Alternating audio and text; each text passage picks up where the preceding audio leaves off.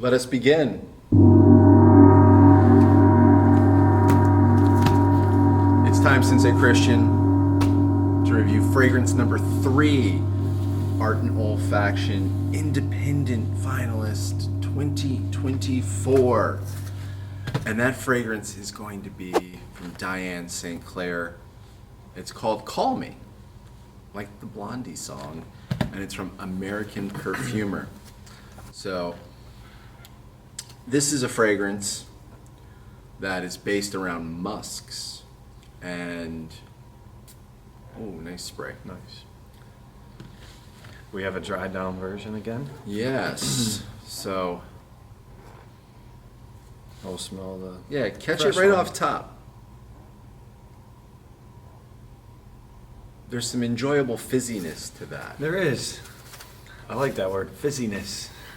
It's like, usually when Tingly. you think of musks, you think of like something that's smooth or something that's furry. You don't think of fizzy.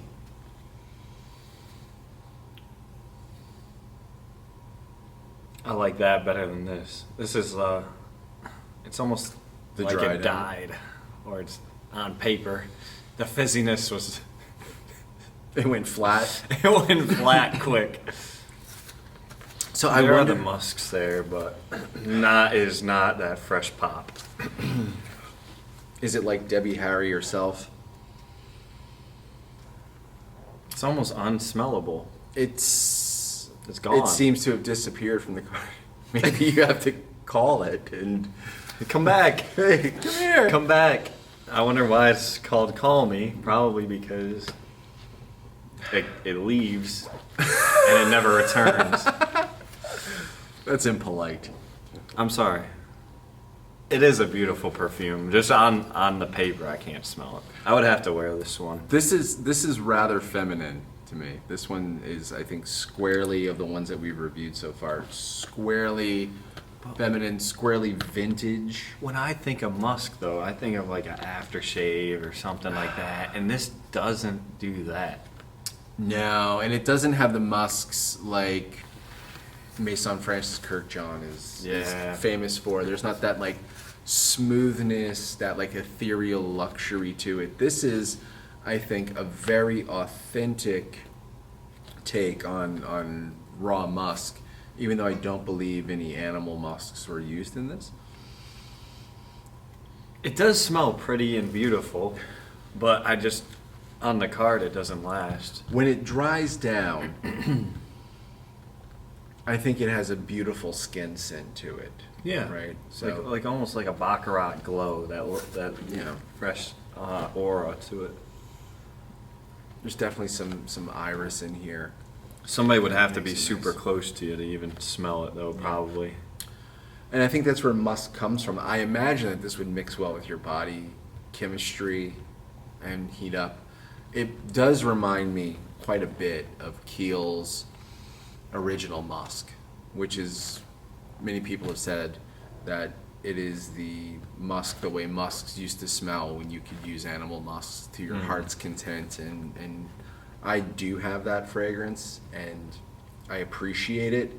I don't wear it all that often because it's really loud. And this gives me this gives me the scent memory of that. However, I will say this, that with the Kiehl's musk, I love the dry down. Like 3 hours into it, it smells absolutely stunning. But you have to wait 3 hours. And this, even the dry down, kind of gives me that impression of a dried down Kiehl's musk. So perhaps that's something that's indicative of the style. But And it seems like in the Kiehl's, you need to have patience. In this one, it's like you want to hold on to it because maybe it doesn't. But then again, we haven't had a fair assessment by trying it on skin. So I like the concept, Call Me. yeah, what do you think that means in relation to the fragrance? Sometimes we may not have the stories we need to understand a fragrance, and perhaps Diane St. Clair can help me. So this is from the American Perfumer website. She says, I consider musk perfumes to be some of the most challenging to smell and to create. I agree. They're challenging to smell. This one is. Musk ingredients are included in most perfume creations to add fixation, longevity, and smoothness to a blend. Despite this, many people are anosmic to some musks. Anosmic means you just stop smelling them, right? Unlike the day when natural musks were used in perfumery in the form of glandular secretions.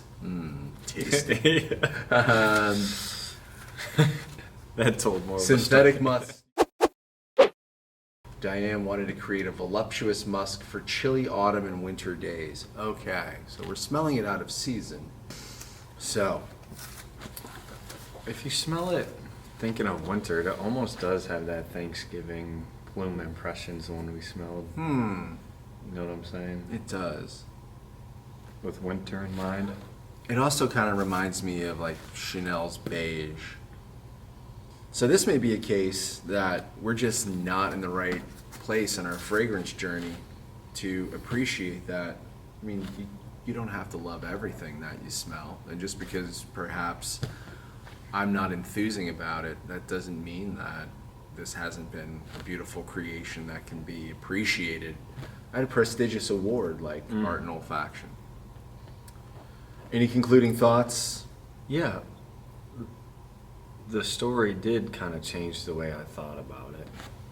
I didn't even consider the time and season of wearing it. But now that you've said that, it has changed my mind a little bit on, I guess, the vision of the perfumer. So I guess don't judge a book by its cover or first sniff, you know? Because maybe it, like you said, maybe it's not the right season to wear it, but we are judging it based on what season it is right now. So we're giving you our, you know, authentic first impression, and it just happens to not be winter. So that's Call Me by American Perfumer and Diane St. Clair. Good luck in Art and Olfaction 2024. Good luck.